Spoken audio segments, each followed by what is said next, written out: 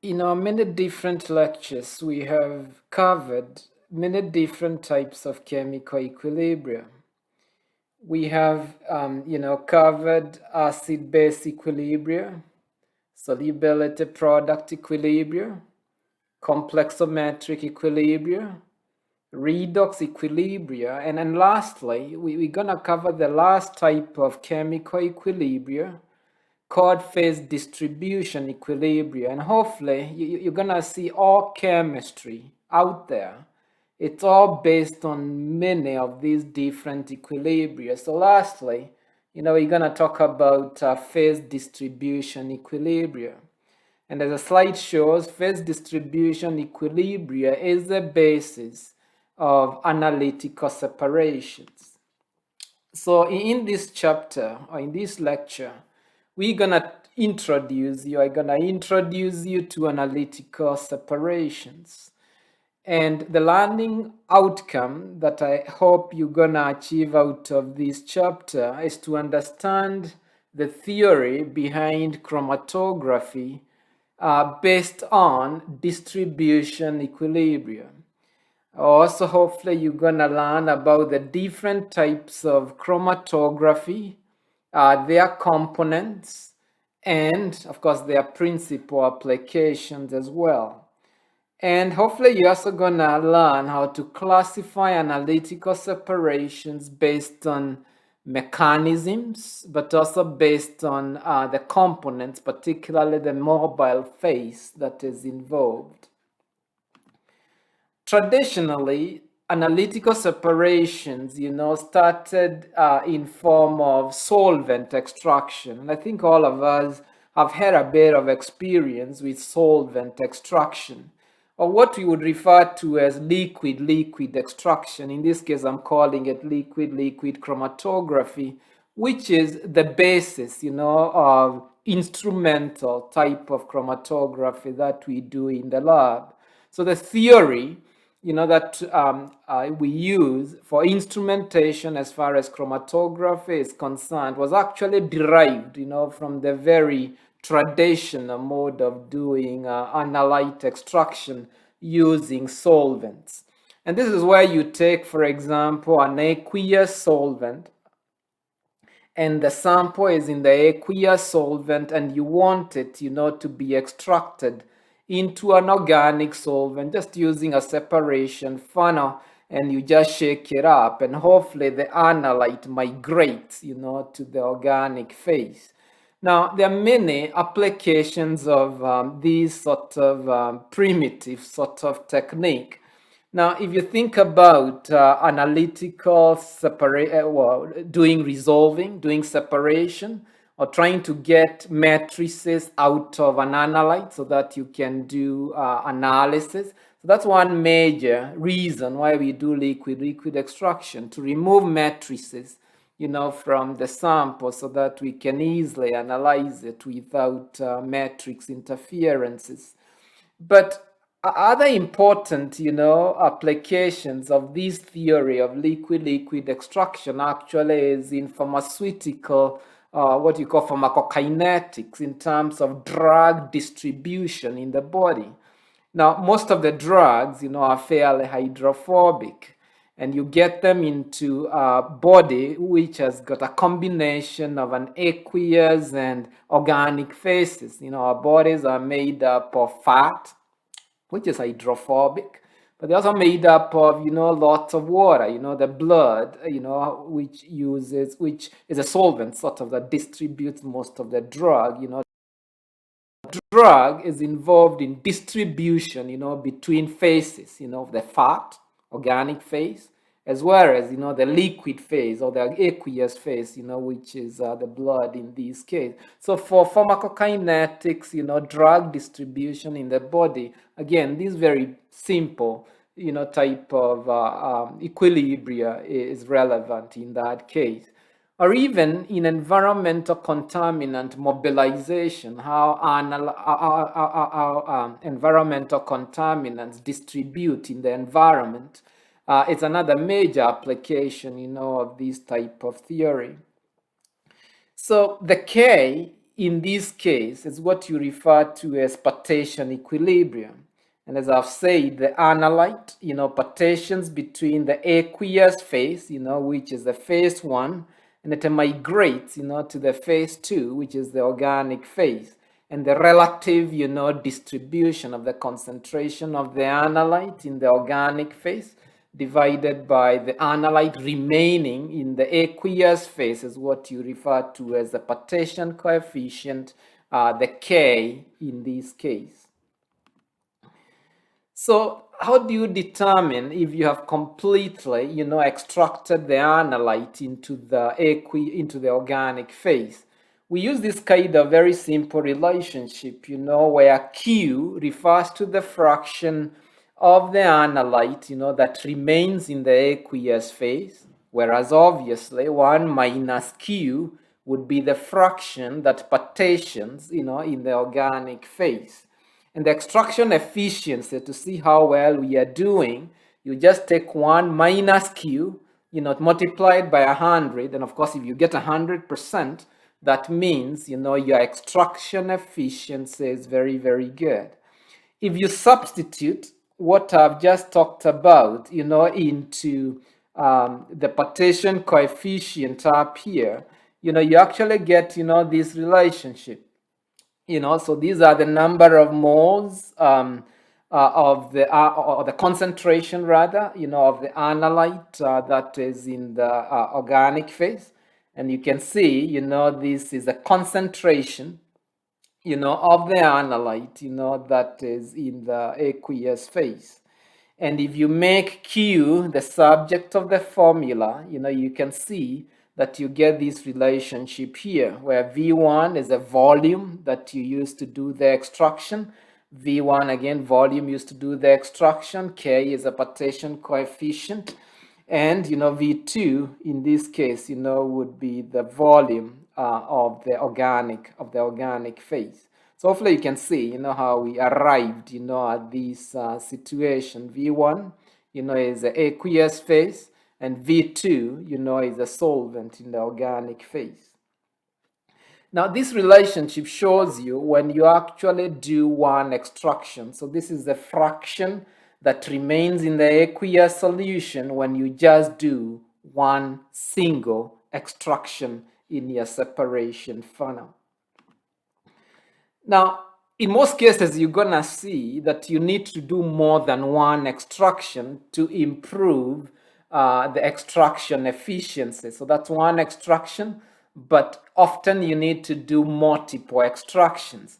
And so if you want to determine the extraction efficiency, you just need, to have this relationship to the root of that number. So the n here refers to the number of extractions.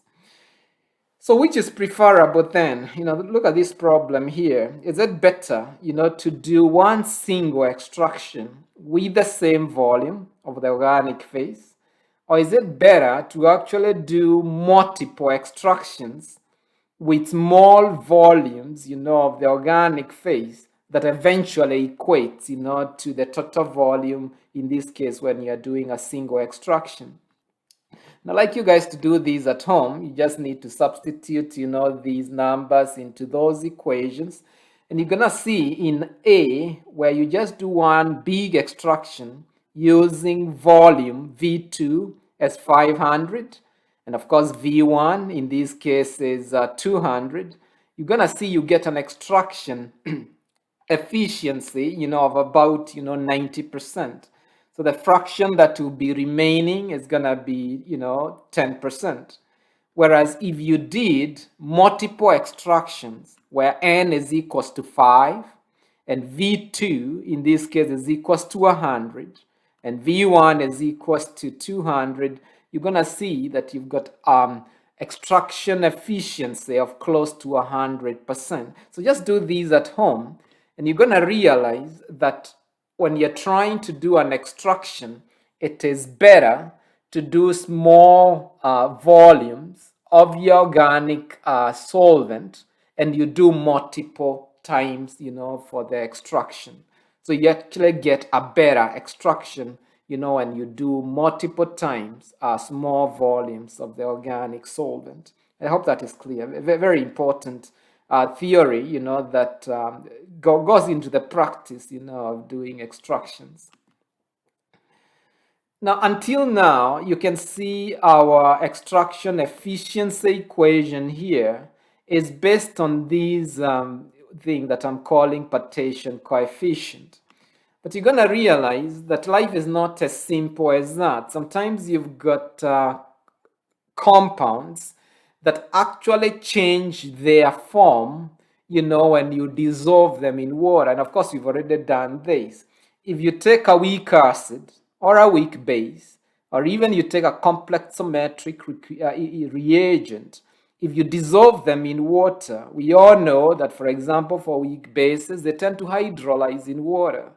So actually the form of that compound keeps changing, in the aqueous environment. And as such, when that is happening, the extraction efficiency should be calculated as follows. So instead of using K, in that case, we should use D.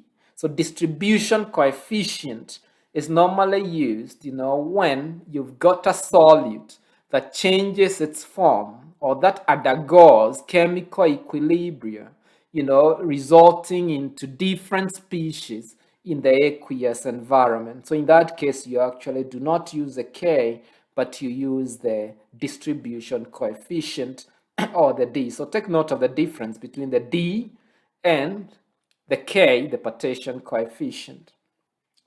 Let me just remind you very quickly, about the theory of this. If you take an acid, conjugate acid, such as that, we know it undergoes dissociation to give you that.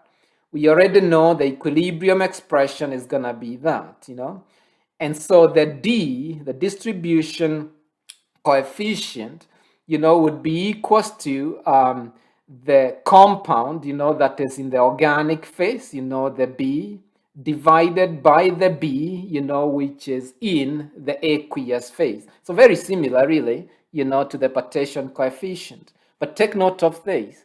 Some of the B, has been protonated, to give you that. Now, any charged species is much more soluble in an aqueous phase.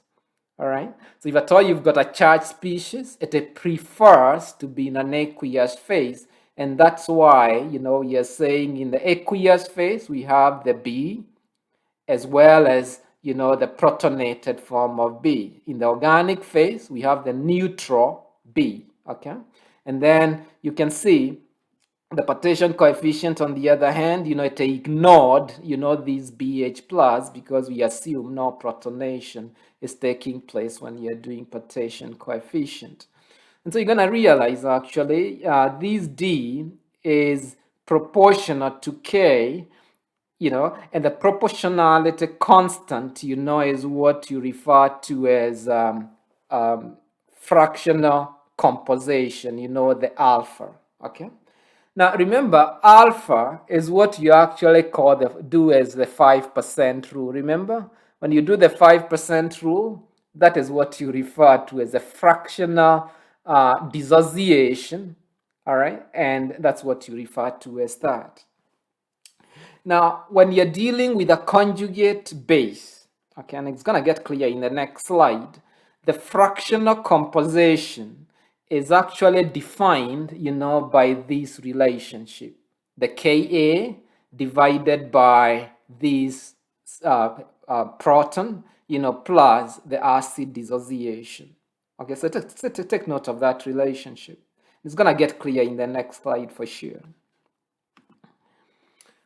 Let me give you an example of a weak acid. A weak acid undergoes hydrolysis. That one is fairly familiar. The equilibrium expression is equal to, the concentration of the products divided by the concentration of the reactants. The distribution coefficient, would be equal to whatever is in the organic phase, which is the HA. It has to be neutral, divided by the HA, which is in the aqueous phase, But we know HA also forms a conjugate base, and this one is charged. Remember, every charged species prefer to be in the aqueous phase, and so it's going to partition there. K, on the other hand, the partition coefficient assumes no dissociation is taking place, and so it's going to be equals to the HA in the organic phase, HA in the aqueous phase.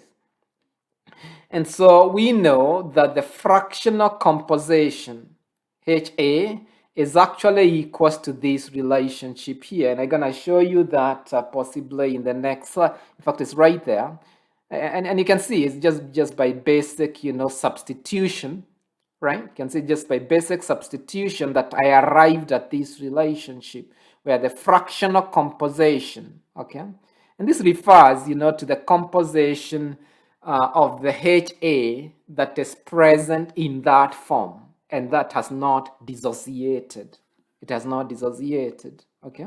So take note of that. So the fractional composition of HA is actually equals to this relationship, and you can see how I've derived it right there.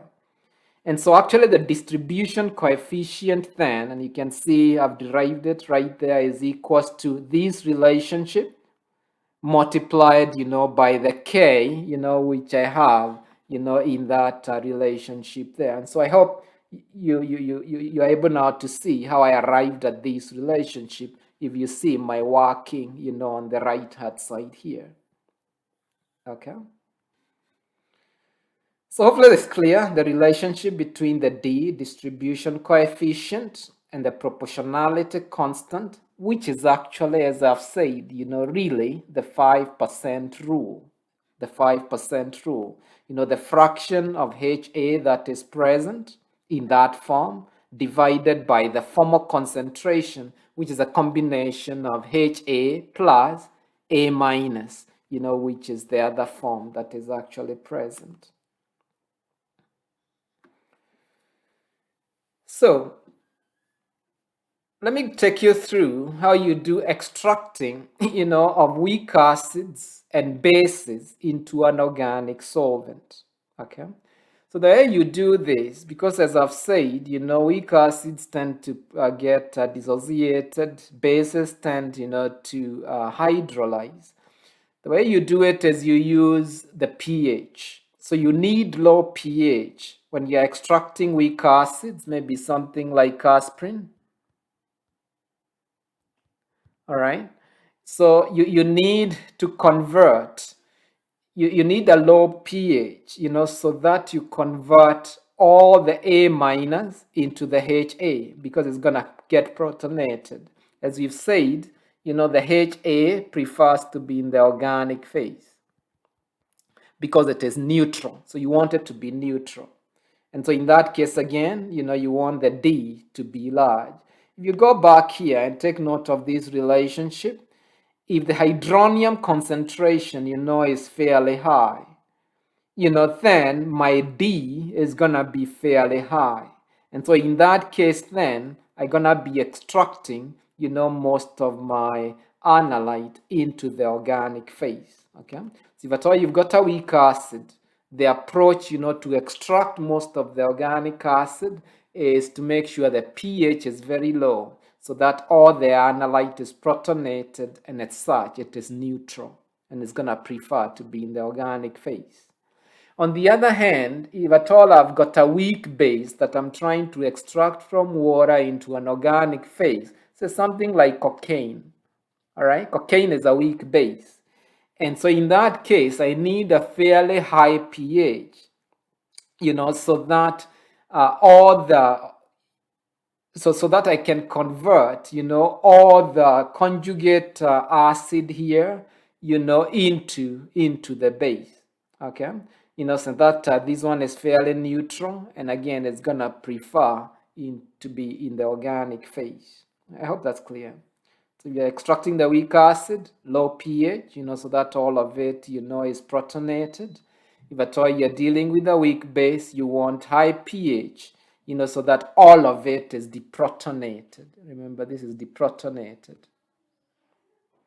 All right. So how about you solve this problem at home where you've got now a weak base and it has a partition coefficient of 8.5, favoring to be in the benzene organic phase of our water. And you've been given, the KB in this case to be 1.6.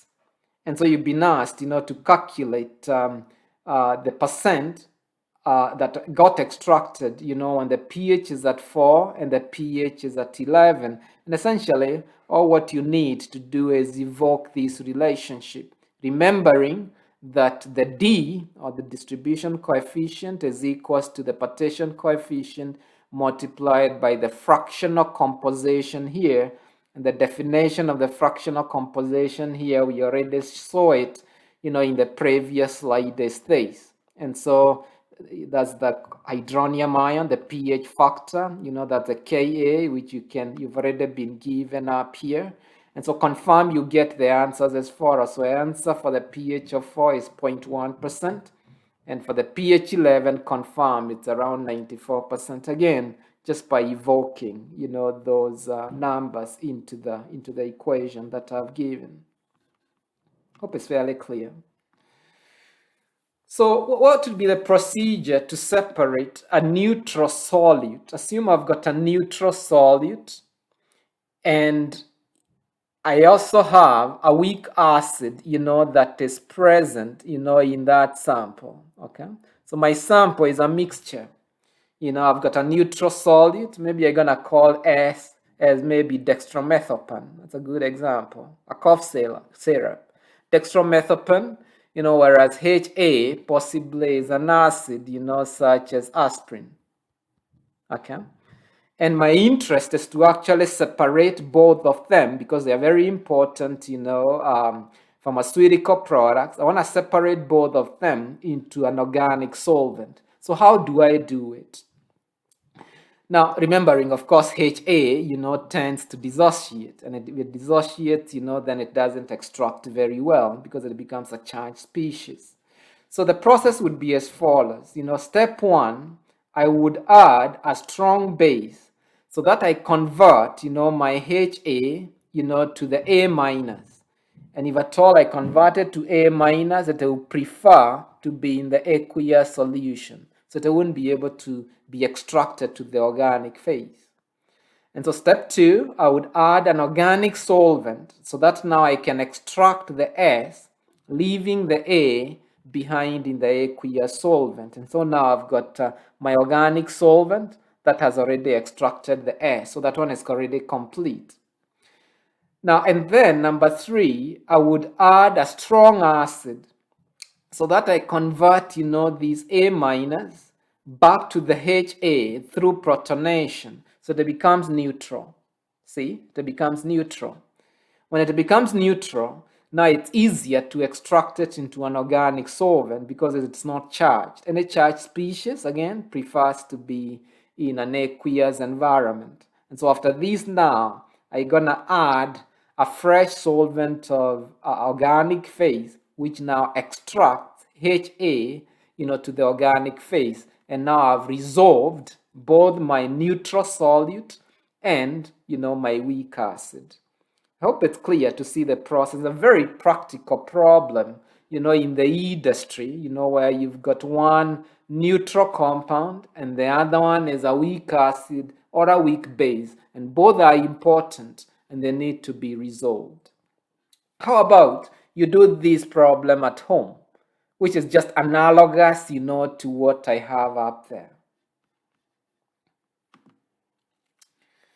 So finally, I'd like to sort of very quickly, take you through, and I think I've already said it, how I'm getting, these fractional compositions so that you're familiar, with the derivations, of these equations.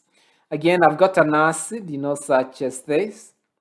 I've already said, the fractional composition really refers to the 5% rule, which is a concentration of HA in its neutral form divided by the formal concentration, before any dissociation happened. We know the formal concentration is equal to the combination of HA and the A minus, right? So the total concentration, of HA and the A minus. And you can see then, using this equilibrium expression, I can substitute, these one right there. And equally, I can substitute F, which is equals to HA plus A minus. And then I can substitute these right there. And you can see when I do that, finally, and you can follow these one, my fractional composition, the 5% rule here is equals to that, which is what I obtained earlier. If at all I had, a conjugate base, just follow the same process and you're gonna see the fractional composition, for a conjugate base is equals to this relationship. In fact, take note of this. The denominators, are exactly the same. Okay? So the only thing that is really changing, you can see, is the numerator. All right? And the next slides, and you don't need to memorize these. I just want you to see the process so that you see those equations that I have are not extracted from thin air, they're just very easily derived from systematic treatment of equilibrium. People call it systematic, treatment of equilibrium. All right. And you can see that's what I've just done, to substitute all that. Again, you can see I get in this case what I had before for a monoprotic. And this one you can see is a monoprotic acid. You can see again, for monoprotic base, again, just by following the same process, I get my fractional composition is equals to Ka divided by that. If at all I had a diprotic acid, again, you can see, just follow the process here, you can see that my fractional composition, is equals to that. All right. And if at all I had a conjugate diprotic system or diprotic base, you can see, that my relationship, is actually that. Okay. And so the fractional composition equations, if I can give you sort of the general, sort of equations, they typically look like that. If at all I've got a fully protonated system, the fractional composition of a fully protonated system would be the hydronium ion raised to the number of hydrogens that are present divided by D, and the D is equals to that. You can see if I lose only one proton, now my fractional composition of the first amphiprotic species is equals to Ka1 multiplied by the H plus N minus 1 divided by D. So the D remains exactly the same. All right. And by that, remember, this D really is not a distribution equilibrium, Remember that. It's just a symbol. It's just a symbol in that case. The fully deprotonated system, you're going to see is the fractional composition is equals to the Ka1, Ka2, and so on up to the Kan divided by this relationship. So I hope that's fairly clear. Okay. Again, these ones are Kas, Ka1, Ka2, and so forth. Okay. And that's important, because if you had a problem, that looks like this, okay, where I ask you to calculate, phosphoric acid, and then the first amphiprotic species of phosphoric acid, you can see this one is a triprotic acid, and then the second amphiprotic species, and finally the deprotonated base. Essentially, you can use the fractional composition equations to actually determine those concentrations. All right.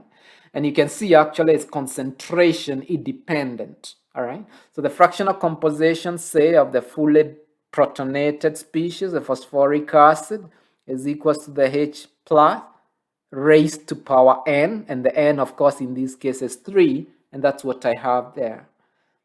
And the D, in this case, the denominator is the H plus raised to power 3 plus the Ka1 H plus raised to power 2 plus the Ka1 Ka2 H plus the Ka1 Ka2 Ka3. The first amphiprotic species, the only thing that changes the Ka1 multiplied by the H plus to power n, which is n minus 1, sorry, which is 3 minus 1 to give you 2, and so on.